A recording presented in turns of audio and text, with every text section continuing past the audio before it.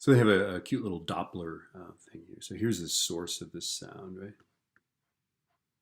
Here's this sound, and it's making these wavelengths that are like this.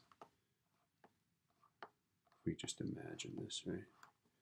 Okay, and then an observer moves in a straight line toward that source. So here's this person running this way, right? So the question is, what is the wavelength of the sound detected by the observer? Well, I mean, that's kind of a weird question, but I would assume that you would see the wavelength as just what the wavelength is in the air, because you're moving through the waves does not change the wavelength in the air, right? So I'm going to assume that the wavelength is just the wavelength that it is, right? So V is F lambda. They're wanting us to use C for the velocity, so C is F lambda, and so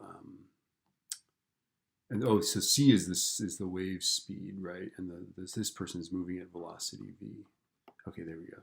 So solve that, right? The wavelength is something with C and F in it, right? I almost did it for you. Just solve that for lambda, right? Lambda is some expression with C and F, right?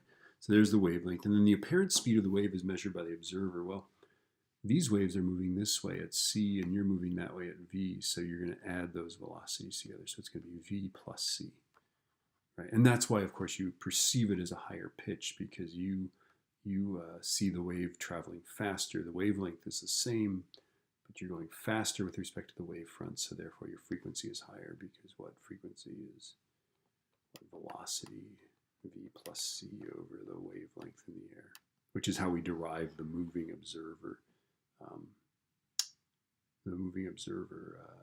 Doppler shift.